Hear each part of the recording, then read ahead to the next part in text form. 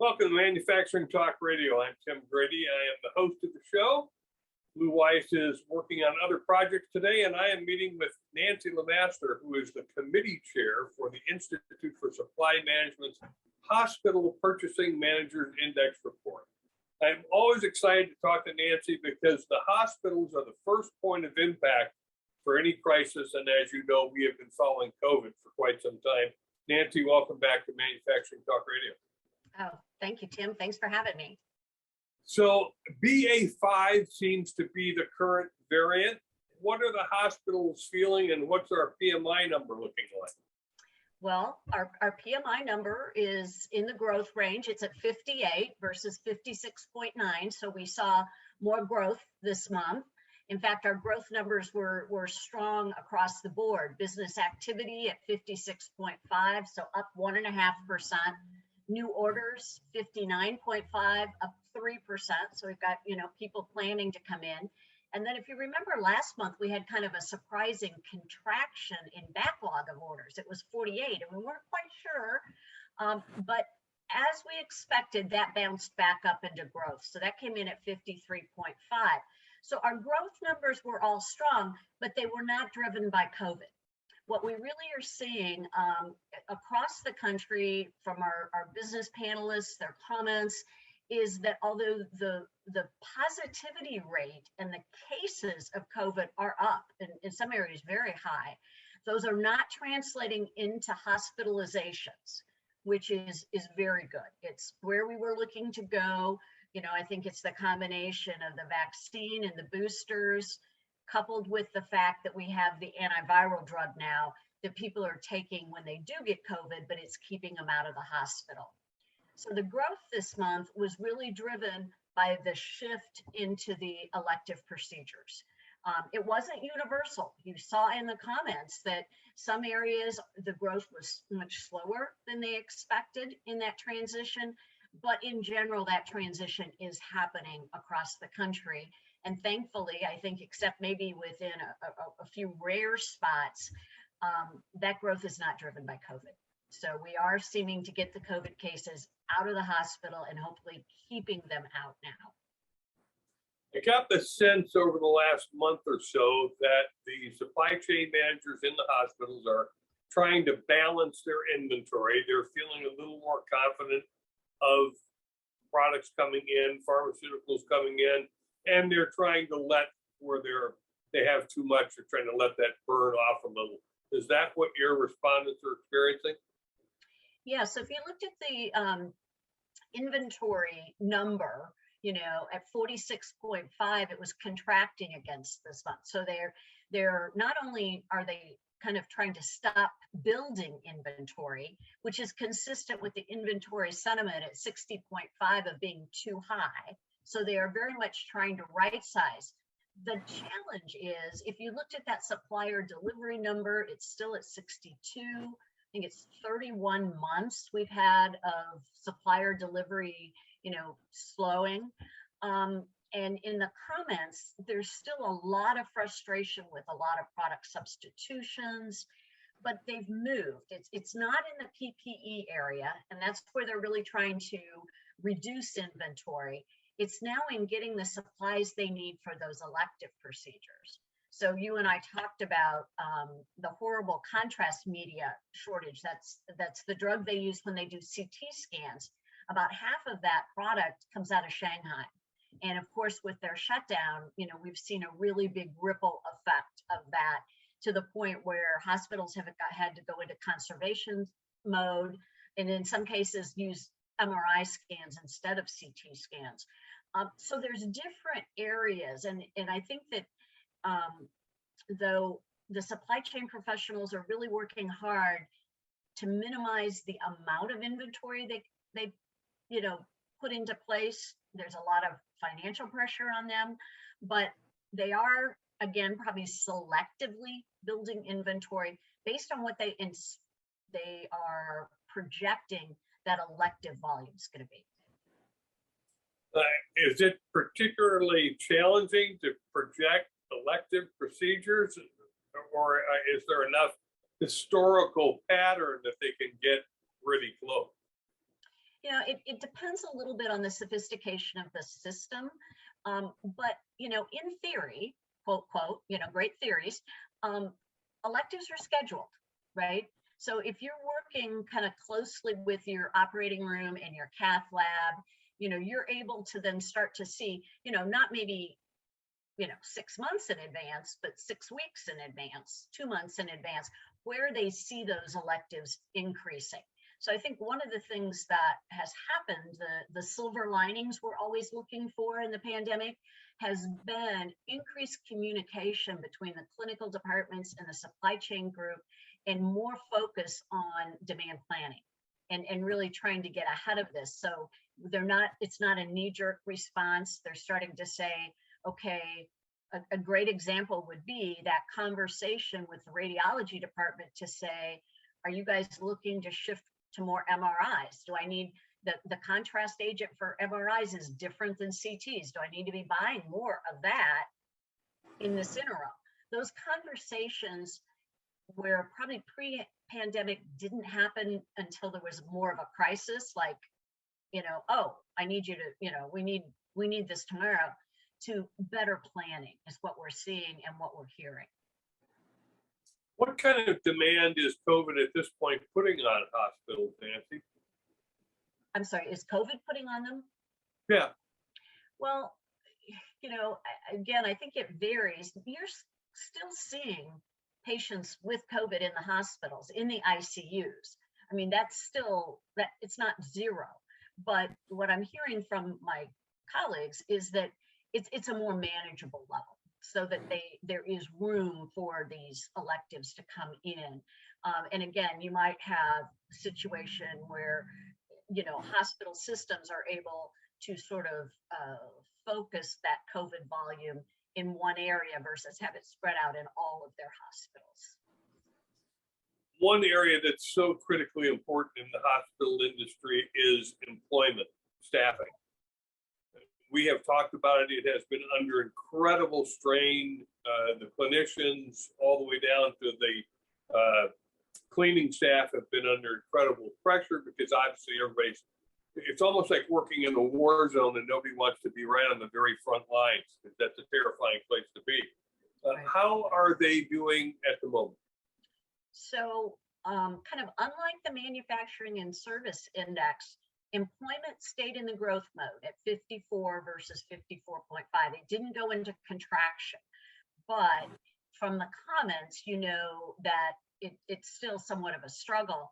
And in fact, I had breakfast with a CFO from a healthcare system this morning, a large system, and indicated that labor rates have gone up 10% in the past year. Well, unlike some, parts of the economy, hospitals can't just raise their rates. Over half of their revenue comes from the government through Medicare, Medicaid, and in many cases, their managed care contracts are fixed. So, I mean, there's a huge amount of pressure on the margins right now because of not just the labor costs, but the supply costs. And this is really how this is going to play out. I'm not sure. I'm not sure if we're going to see contractions in non-clinical areas to help offset the costs, where we're going to see them cutting back on staff in certain areas. We're going to have to see, but there's a lot of pressure on the hospital margins right now. Sounds like it. I hadn't thought of the fact that their managed care contracts are fixed, typically for 8 years, sometimes longer. And so they're locked into what they can charge. And we know that Medicare and Medi-Cal and Medicaid all have their ceilings on what they'll pay for a procedure. Right. So that has got to put incredible strain on the bottom line for hospitals. Yeah. Are you hearing that they're really struggling, or is it just tight? No, I think it's very real. I mean, if you look at the Kaufman Hall that studies the financials, their reports, they're talking about, multiple months now that they've seen the majority of hospitals in a negative margin territory. So, I think that, we're waiting to see. CMS did come out that they regulate payment for Medicare. with a higher percent increase, but it's nowhere near what inflation is. So, something to be watching.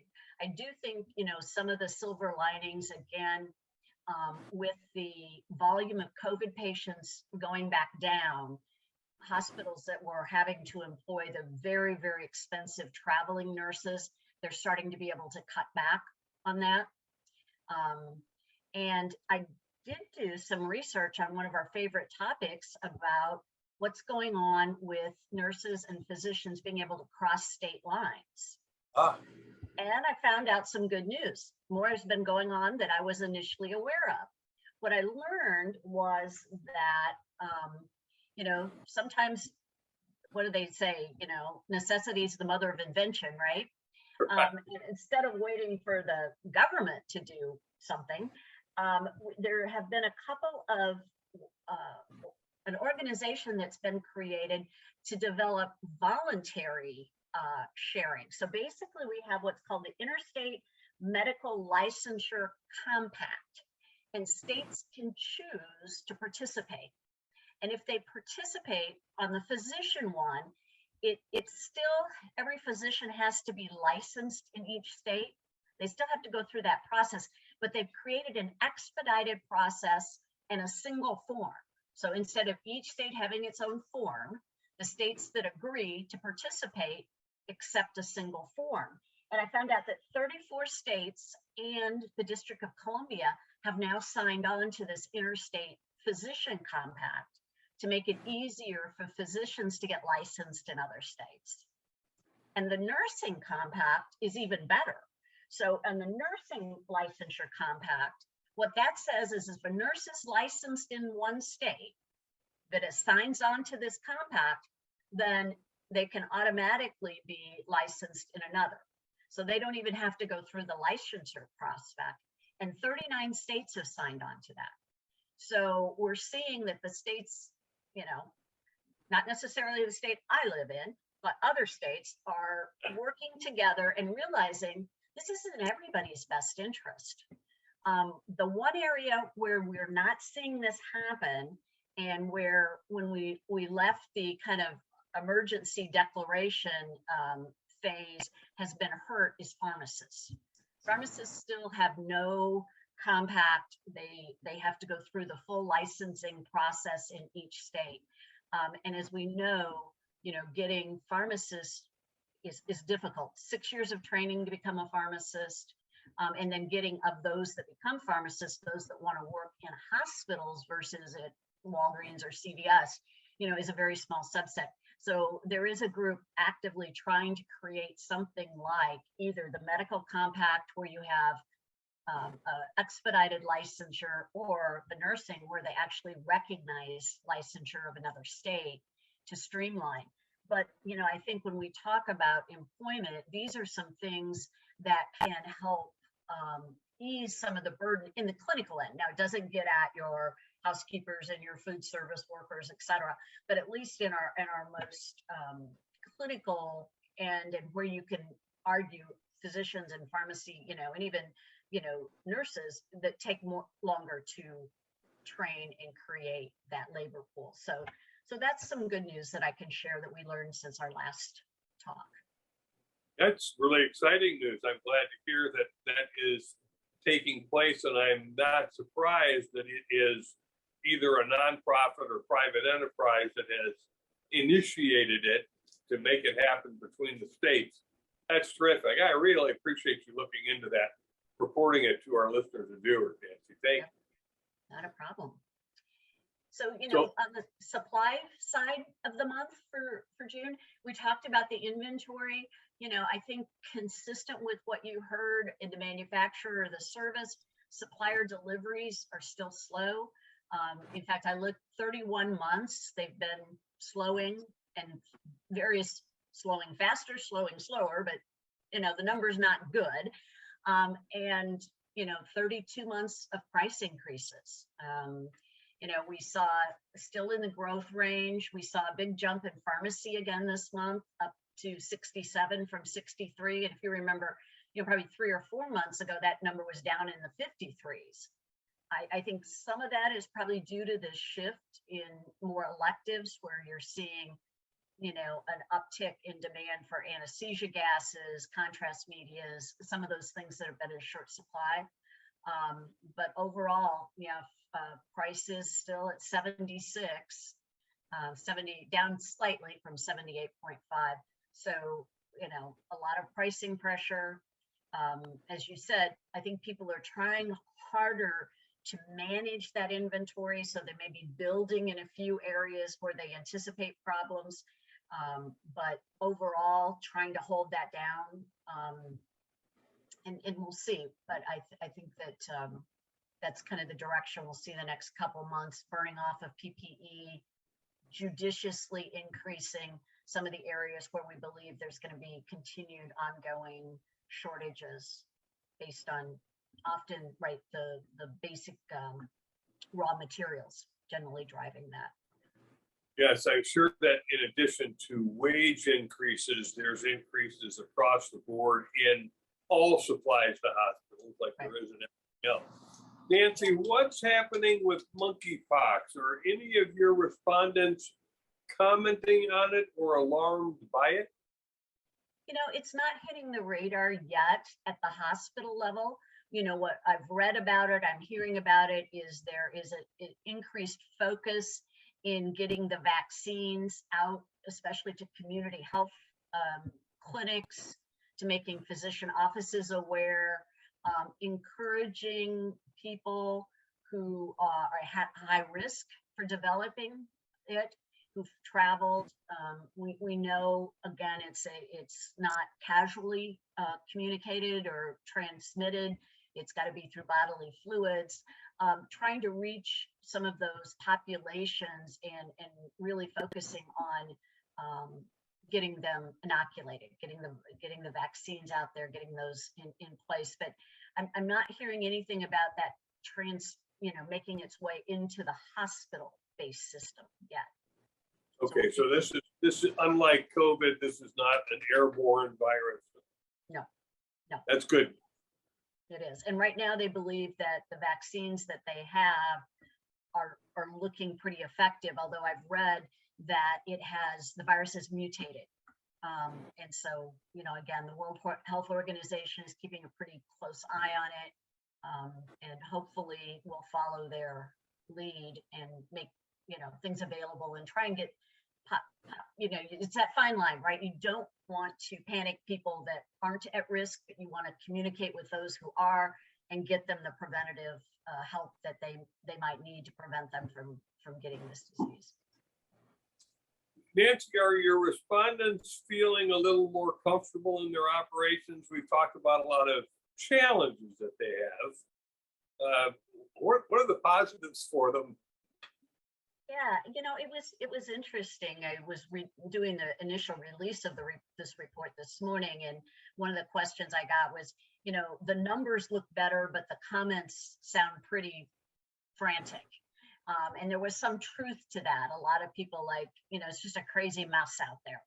And, my response to it was, I think that at the logical level of thinking, people are kind of saying, okay, yes, we think things are, we're shifting to the electives. Those are a little bit more predictable.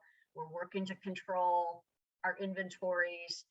But I think at the emotional level, we're talking, like I said, 31 months of delivery challenges, ongoing challenge of hiring those supply techs, those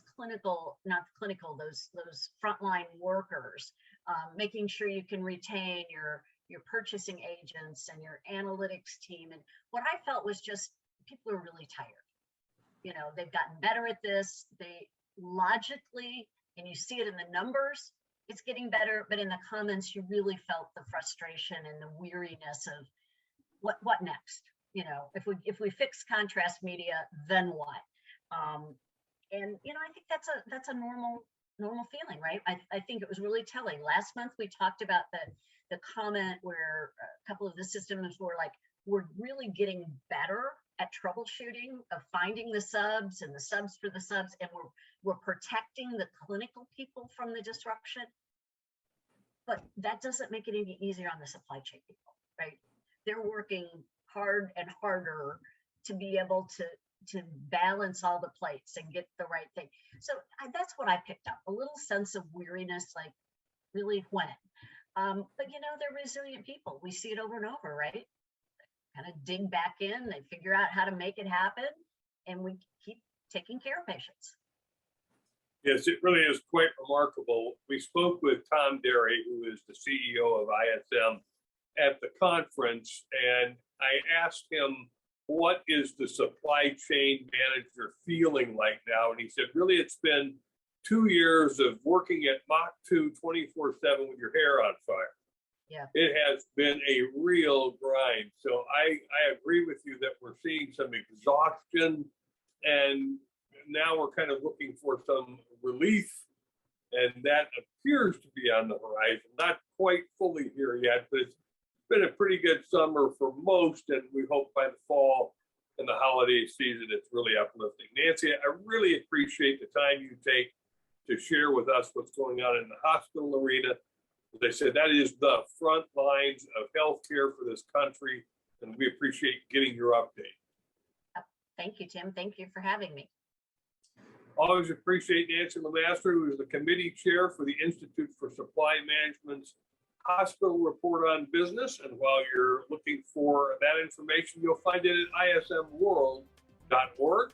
And check us out at jacketmediaco.com and all of the podcasts that we produce there. And as always, thank you for joining us on this episode of Manufacturing Talk Radio.